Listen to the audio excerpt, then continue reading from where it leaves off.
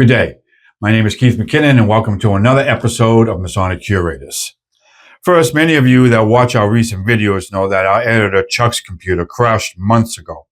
Ironically, he was actually downloading an editing program to help him with the editing of our videos, and unfortunately attached to that program was a virus.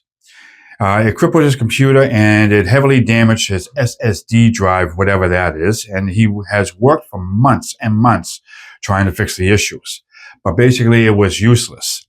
And he had to go out and purchase a whole new computer system, which they just built for him, and he received it back in December. So he's been working for days and weeks now, preparing the damage that was done. We've lost between 2 or 3 videos that they'll mush because of the virus and the damage on the audio on others. So now we have 2 of them ready to go. Unfortunately, the virus did damage some of the audio, and Chuck has been working with an AI program to fill in some of the words that are not in English per se. So you will see that on our next upcoming video, which is going to be 152. That is our 100th episode, which takes place at Concord, Massachusetts. So we have 4 locations coming up: Concord, Massachusetts, Woonsocket, Rhode Island, Lexington, Massachusetts, and Gloucester, Massachusetts, and about 28 videos at a backlog. So in the coming months, we will be getting more and more back on YouTube. So today's episode is, well, you may have heard stories such as I have about perhaps an older gentleman who's owned a home for decades and decades and decades. He's passed away. A new couple comes in, buys the home, and somewhere in the house, maybe in the attic, a basement, in a closet, in a garage, they find a coffin with a skeleton in it, or in some cases, a box with human bones in it. You may have also heard that building inspectors who may inspect a building, and I believe there is a current YouTube video out right now about that, which is brought to you by some news agency, about a building inspector going in and finding a coffin with a skeleton in it in a building that he's inspecting, or contractors that purchase a new building, they want to rehab it, and somewhere in the building they come across a coffin with a skeleton in it. So how do these coffins and skeletons end up in these places?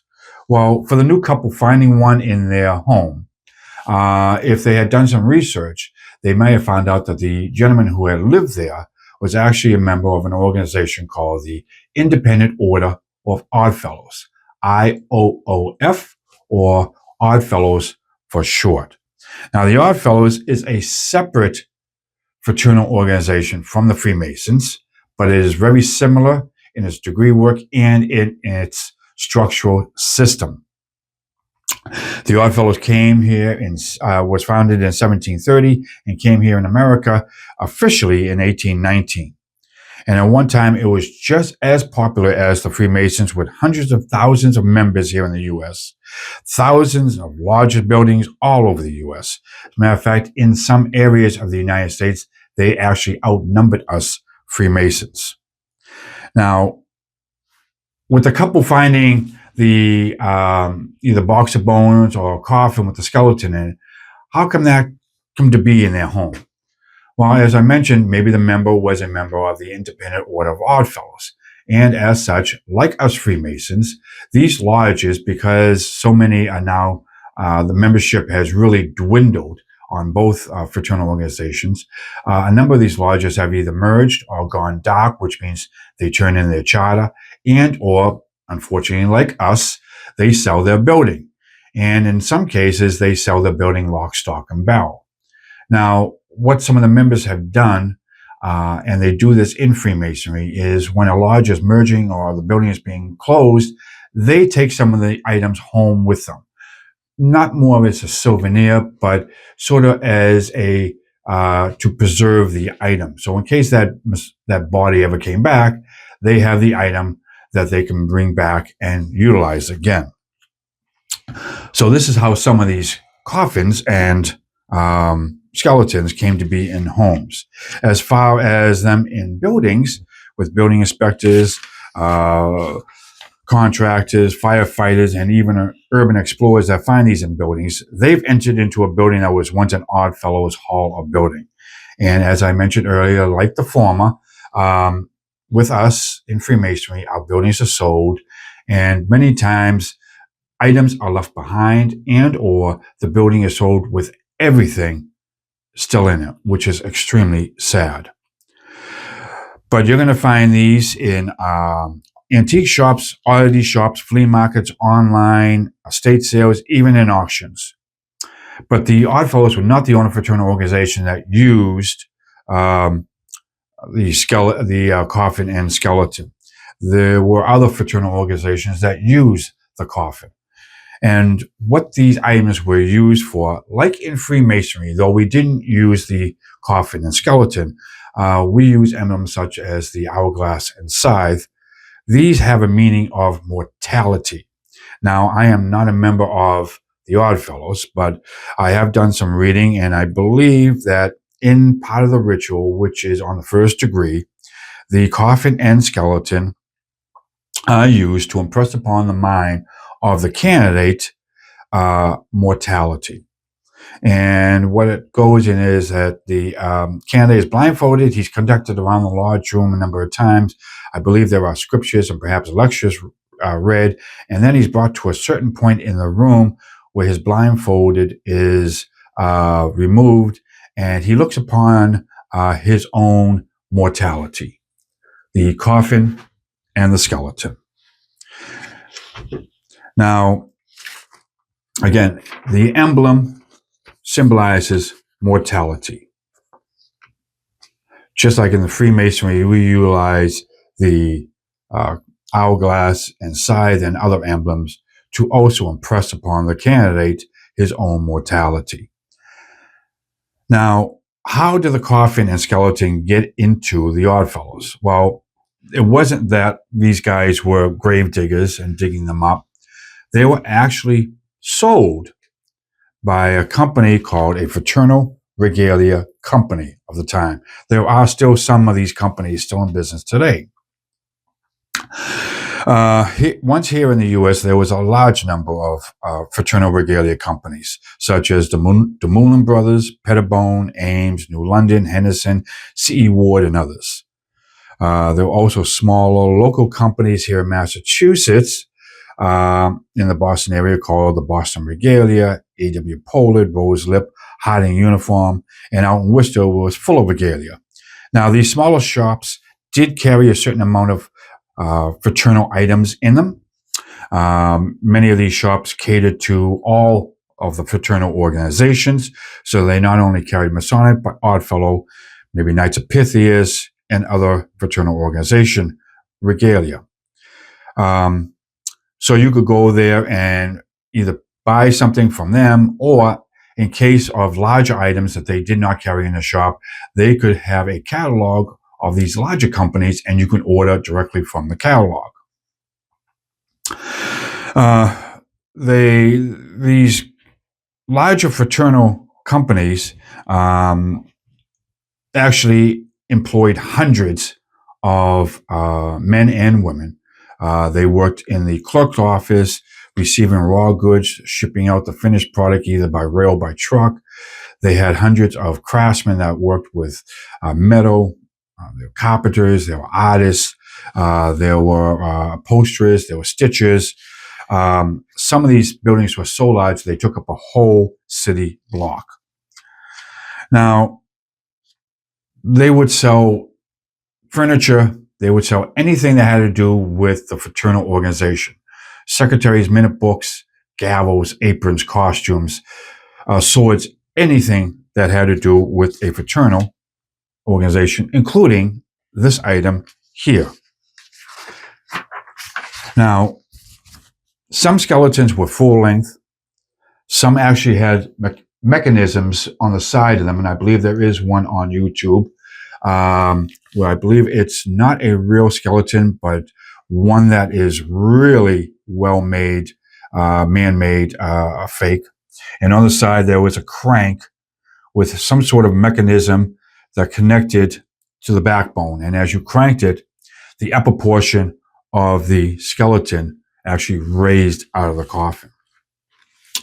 But they would come in a full length.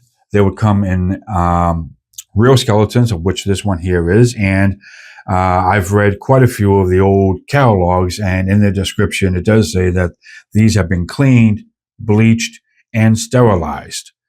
But they also came in man-made, almost exact copies of a human skeleton. They also came in half of a coffin, where the bottom half is securely shut, and the top half, the skeleton inside, was either done in plaster or paper mache. So the Oddfellows could purchase an item like this.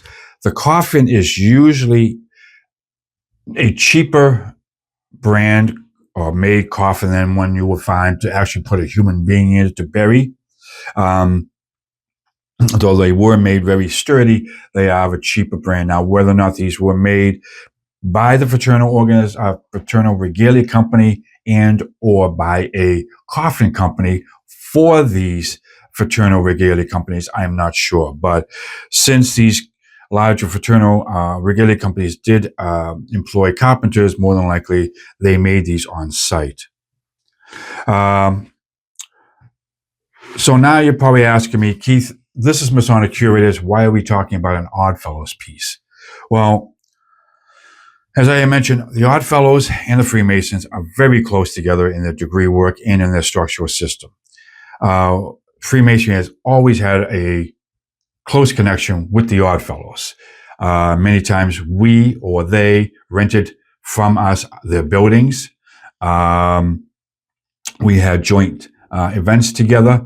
And in some cases, the regalia was actually, could be switched over to either of the fraternal organizations. Swords, banners, costumes, gallows, and whatnot. So there was that crossover of Oddfellows into Freemasonry and Freemasonry into the Oddfellows with their regalia. And these companies sold to both organizations. So now the question arises how the fraternal regalia companies get a hold of these. Do not know. My theory is that a number of these pieces came from institutions and schools and hospitals that taught to medical students. And once they were done with the item, they were probably sold to these fraternal regalia companies. Again, that's just my theory. I do know there were companies out there that did sell portions of skeletons and full skeletons to medical students back in the day. And I believe there are still a few today that do sell these items for medical research. Now, as far as James goes, we nicknamed him Jim after the individual who donated it to this organization. Jim is not Masonic. We do not use a piece like this in our degree work in the Blue Lodges. Jim here is a Oddfellow item, and I can verify that. A few years ago, I was contacted by a good friend of mine and brother, who is a member of both the Freemasons and the Oddfellows. And he had mentioned to me that he had a number of items that at his location that he let me to take a look at.